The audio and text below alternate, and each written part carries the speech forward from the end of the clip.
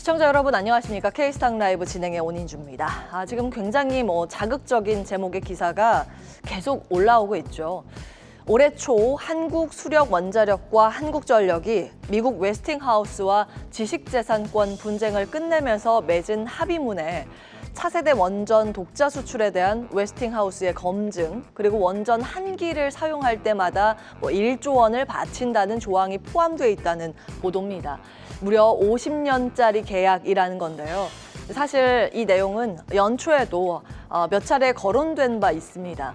당시에는 추측 수준이었지만 체코 원전을 따내는 과정에서 웨스팅하우스에 너무 많은 걸 내준 거 아니냐라는 이른바 불공정 계약 논란이 이미 있었습니다. 당시에 저희도 이 내용을 말씀드린 바 있습니다.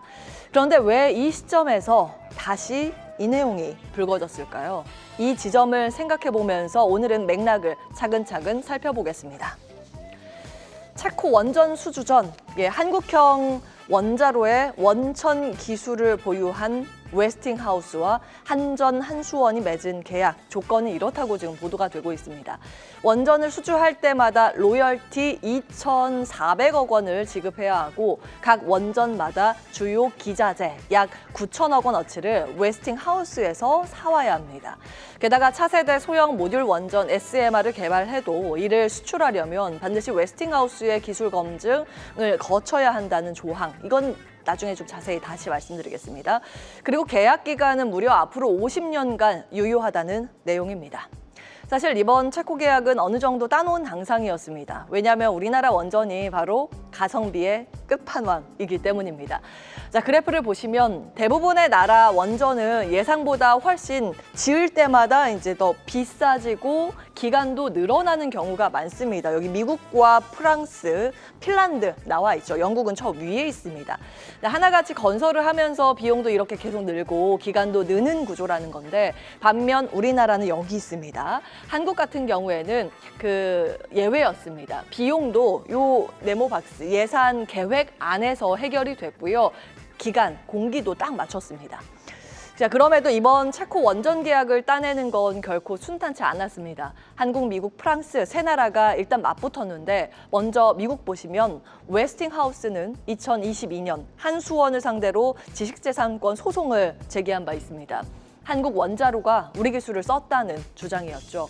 이 소송이 걸려 있는 한 한국은 사실상 해외 원전 수주가 막혀 있었습니다. 그런데 올해 1월 한전과 한수원, 웨스팅하우스가 전격적으로 분쟁 종결 합의를 했습니다. 이로써 우리의 가장 큰 돌덩이 하나가 치워진 셈이었죠. 남은 건 프랑스였습니다. 프랑스 전력공사 EDF는 한국 원전이 너무 싸게, 너무 빠르게 짓는 게 이게 있을 수 있는 일이야? 가능한 거야? 라면서 연이어서 소송을 걸었는데, 이건 제대로 된 산출이 아니다, 불공정하다, 이런 거죠. 계속된 법적 분쟁 때문에 최종 계약 서명까지 시간이 좀 늦어졌습니다.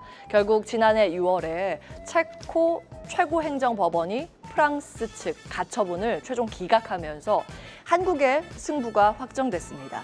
여기까지 오는데 말 그대로 험난한 법정 싸움과 정치적 줄다리기가 이어졌던 겁니다. 문제는 바로 이 과정에서 우리가 미국과 맺은 그 분쟁 종결 합의입니다. 당시에도 너무 많은 걸 양보한 거 아니냐, 불평등 계약 아니냐는 말이 적지 않았습니다. 하지만 합의의 구체적인 조항은 상호 비밀 유지 조약 때문에 지금까지도 공식적으로 공개되지 않고 있습니다. 웨스팅하우스라는 회사는 사실 1978년 펜실베이니아 스마일리 아일랜드 사고 이후에 40년 가까이 제대로 된 원전 건설 실적이 없는 회사입니다. 결국 우리나라의 한수원, 한전의 시공 능력이 필요한 상황이라는 거죠. 소송의 본질도 한국 원전 수주 자체를 막기보다는 우리도 일정 부분 참여해서 수익을 가져가겠다는 요구로 볼 수 있습니다. 그런데 이번 합의를 두고는 평가가 좀 극명하게 엇갈립니다. 노예 계약이라는 시각이 있죠. 50년이라는 과도한 계약 기간입니다. 그리고 차세대 SMR 독자 수출 시에도 웨스팅하우스의 기술 검증을 받아야 하는 조건도 독소 조항이라고 해석이 됐고요. 원전 한 기당 자재 구매 9천억 원에 기술 사용료 2,400억 원 합쳐서 무려 1조 원이 넘는 비용이 빠져나간다는 점. 결론적으로 웨스팅하우스 몫이 지나치게 크다는 비판입니다. 자, 반면 이거 잘한 계약이다라는 시각도 있습니다. 만약 합의를 보지 않았다면 체코뿐 아니라 앞으로 있을 유럽 수주 기회 자체가 사라졌을 것이라는 주장입니다. 체코 원전의 경우 한 기당 건설비만 13조 원 규모인데 그 안에서 9천억 원어치 자재를 웨스팅하우스에서 납품받는 건 어차피 필요한 구매라는 해석도 있습니다. 결국 진짜 아까운 건 사실 순수 기술 사용료 2,400억 원 정도라는 이야기죠. 그래서 에너지 수요가 커지는 시장에서 문을 열기 위한 불가피한 선택이었다는 평가도 붙습니다. 즉, 1조 원 퍼주기냐 아니면 13조 시장 진입을 위한 티켓 값이냐, 동전의 양면처럼 해석이 갈린다는 점입니다. 게다가 합의문 자체는 비밀 유지 조항이기 때문에 공개되지 않았습니다. 보도마다 해석이 갈리는 것도 그 때문이죠. 일부 업계 관계자는 이렇게 말합니다. 50년 조항은 상황에 따라서 조정이 가능하고 SMR 조항도 반드시 웨스팅하우스 허락을 받아야 하는 건 아닌 걸로 알고 있다. 결국 보는 시각에 따라서 해석은 다르지만 한 가지 분명한 건 시장의 평가입니다.